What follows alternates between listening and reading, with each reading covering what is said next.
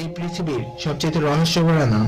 এই এলিয়েন বা ভিনগ্রহীরা আসলে কারা? এরা কোথায় থাকে? এরা কি দেখতে আমাদের মতোই, নাকি এরা থাকে দৃষ্টির অগোচরে? তো এলিয়েন নিয়ে যত প্রশ্ন আছে তার সকল প্রশ্নের উত্তর আমি এই ভিডিওটিতে দিতে চলেছি। আগেই বলে রাখি, ভিডিওটিতে বিজ্ঞান ও ইসলাম ধর্মাবলম্বীদের পবিত্র গ্রন্থ আল কোরআনের আলোকে এলিয়েনদের ব্যাপারে সমস্ত রহস্যের উত্তর দেওয়ার চেষ্টা করা হবে। তাই অন্য ধর্মাবলম্বীদের ভিডিওটি দেখার দাওয়াত রইল এবং আপনাদের ধর্মে এলিয়েনদের ব্যাপারে কি বলা আছে তা কমেন্টে জানানোর আমন্ত্রণ রইল। তো চলুন শুরু করা যাক। এলিয়েন মানে ভিনগ্রহী প্রাণী। অনেকে ভেবে থাকেন আসলে ভিনগ্রহী প্রাণী বলতে কিছুই নেই, এগুলো শুধুই বিজ্ঞানীদের অনুমান আর ভ্রান্ত ধারণা মাত্র। তো তাদের এই সন্দেহটি এখনই দূর করে দেওয়া যাক। পবিত্র কোরআনের সূরা আত-তালাকের 12 নম্বর আয়াতে মহান আল্লাহ তাআলা বলেছেন, আল্লাহ হচ্ছেন তিনি যিনি সপ্তাকাশ সৃষ্টি করেছেন এবং অনুরূপ সংখ্যক পৃথিবী, এসবের মধ্যে তার আদেশ অবতীর্ণ হয় যাতে তোমরা জানতে পারো যে আল্লাহ সর্বশক্তিমান ও সর্বাজ্ঞ।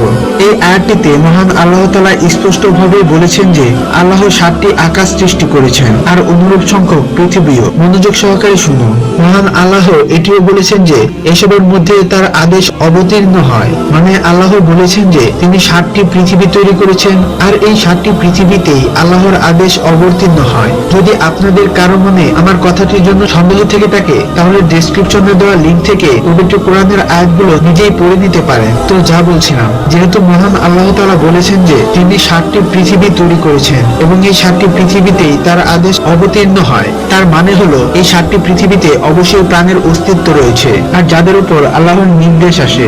এখন এই বিষয়টি তো ক্লিয়ার যে এলিয়েন আছে। এখন দেখা যাক এই এলিয়েন আসলে কারা। মহান আল্লাহ তাআলা পবিত্র কোরআনের সূরা আর রহমানের 14 ও 15 নম্বর আয়াতে বলেছেন, তিনি মানুষকে সৃষ্টি করেছেন পোড়ামাটির ন্যায় শুষ্ক মৃত্তিকা থেকে এবং জিনকে সৃষ্টি করেছেন অগ্নিশিখা থেকে। এই আয়াতটি ক্লিয়ার করে দেয় যে আমাদের সাথে সাথে আল্লাহ জিনদেরও সৃষ্টি করেছেন আর এই জিনেরাই হচ্ছে বিজ্ঞানের ভাষায় এলিয়েন। এখন এলিয়েন তো তারা যারা পৃথিবীর বাহিরে থাকে। এই ব্যাপারে আল্লাহ সূরা জিনের 8 ও 9 নম্বর আয়াতে বলেছেন যে বলো, আর নিশ্চয়ই আমরা আকাশ স্পর্শ করতে চেয়েছিলাম কিন্তু আমরা সেটাকে পেলাম না, তা কঠোর প্রহরী ও উল্কাপিণ্ড দ্বারা পরিপূর্ণ। আর আমরা তো সংবাদ শোনার জন্য আকাশের বিভিন্ন ঘাটিতে বসতাম, কিন্তু এখন যে শুনতে চাইবে সে তার জন্য প্রস্তুত জ্বলন্ত উল্কাপিণ্ড পাবে। আর এই আয়াতটিতে জিনদের ব্যাপারে বলা হয়েছে। এই দুই লাইনে আমরা কি বুঝতে পারলাম? এখানে বোঝানো হয়েছে যে অতীতে একসময় জিন প্রথম আসমানের উপরে যেতে পারত আর সেখানে তাদের ঘাটিও ছিল, কিন্তু শাস্তি স্বরূপ প্রথম আকাশের দরজা এখন তাদের জন্য বন্ধ। এর মানে কি দাঁড়ালো বন্ধুরা? এর মানে হলো জিনরা বসবাস করতে পারে আকাশের নিচে যে কোনো জায়গায়, তারা আকাশের নিচে যে কোনো জায়গায় চলাফেরা করতে পারে। এখন আপনার মনে প্রশ্ন জাগতে পারে, এই আকাশ বা প্রথম আসমানটা আসলে কি? আর আকাশ বলতে আমরা যা দেখি তার ঠিক কতটুকুকে বোঝানো হয়েছে? আর প্রথম আসমানের নিচে আসলে কি আছে? এখানে কি শুধু পৃথিবীকে বোঝানো হয়েছে নাকি পুরো ব্রহ্মাণ্ডকে?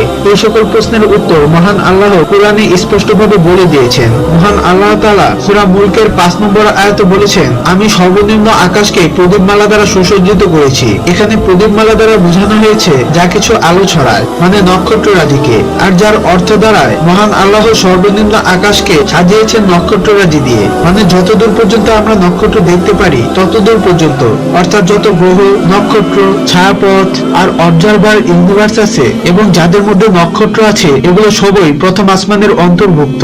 আর জিনেরা এই প্রথম আসমানের যে কোনো জায়গায় যখন খুশি চলে যেতে পারে। যেহেতু জিনেরা আগুনের তৈরি সেহেতু হতে পারে এই জিনেরা থাকে বিভিন্ন নক্ষত্রতে। তবে এটি একান্তই আমার মতামত, তাই এটিকে পুরোপুরি বিশ্বাস না করাটাই ভালো হবে। যাই হোক, আমরা এটুকু শিওর হয়েছি যে এই জিনেরা যে কোনো জায়গায় যে কোনো সময়ে যেতে পারে। আর যার অর্থ হচ্ছে বিজ্ঞানের ভাষায় এই জিনেরাই হলো এলিয়েন। তাছাড়া আমাদের পৃথিবীর মতোই আরো যে 6টি পৃথিবী রয়েছে এগুলোতে হয়তো আমাদের মতোই মানুষ আছে অথবা অন্য কোনো প্রাণী যারা বুদ্ধি সম্পন্ন এবং যাদের উপর আমাদের মতোই আল্লাহর আদেশ অবতীর্ণ হয়। কিন্তু তারা যারাই হোক না কেন, বিজ্ঞানের ভাষায় তাদেরও আমরা এলিয়েন বলবো, কেননা তারা থাকে আমাদের থেকে অনেক দূরে কোনো এক ভিন্ন গ্রহতে।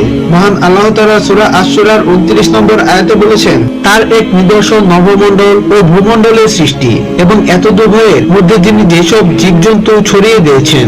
এখানে এতদুভয় মানে নবমণ্ডল ও ভূমণ্ডল উভয়ের মধ্যে জীবজন্তু ছড়িয়ে দেওয়ার কথা বলা হয়েছে, মানে পুরো নবমণ্ডলেও জীবন ছড়িয়ে দেওয়া হয়েছে। আর কোরআনের আরো অনেক আয়াতে ইঙ্গিত প্রদান করা হয়েছে যে এই ব্রহ্মাণ্ডের আরো অনেক অজানা প্রান্তে আল্লাহর সৃষ্ট জীব রয়েছে, কিন্তু এর বিপরীতে মহাবিশ্বের কোথাও প্রাণ নেই এরকম কোনো বার্তা কথা আল কোরআনে নেই। পবিত্র কোরআনের সূরা আশ-শুআরার 23 ও 24 নম্বর আয়াতেও আল্লাহ বলেছেন যে ফেরাউন বলল, বিশ্বজগতের পালনকর্তা আবার কি? মুসা বলল, তিনি আকাশমণ্ডলী ও পৃথিবী সমূহ এবং উহাদিগের মধ্যবর্তী সমস্ত কিছুর প্রতিপালক, যদি তোমরা বিশ্বাসী হও। এখানেও পৃথিবী সমূহের কথা বলা হয়েছে। এরকমই অনেকভাবে কোরআনে এই পৃথিবী সমূহ কথাটি এসেছে। আর অন্যদিকে বিজ্ঞানও বিশ্বাস করে ভিনগ্রহের অস্তিত্ব রয়েছে। 6 জানুয়ারি 2015 সালে নাসার বিজ্ঞানীরা কেপলার 438 নামের একটি গ্রহের সন্ধান পেয়েছে, যে গ্রহের ধরন ও আবহাওয়া আমাদের পৃথিবীর মতোই, কিন্তু পৃথিবী থেকে 640 লাইট ইয়ার্স দূরে থাকায় এই গ্রহে প্রাণ আছে কিনা তা এখনো জানা যায়নি। কিন্তু বিজ্ঞানীরা তাদের প্রচেষ্টা চালিয়ে যাচ্ছে। জিনদের মতো এলিয়েন তো আছেই, অনেকে তাদের দেখতে পেরেছে বলে দাবিও করেছেন।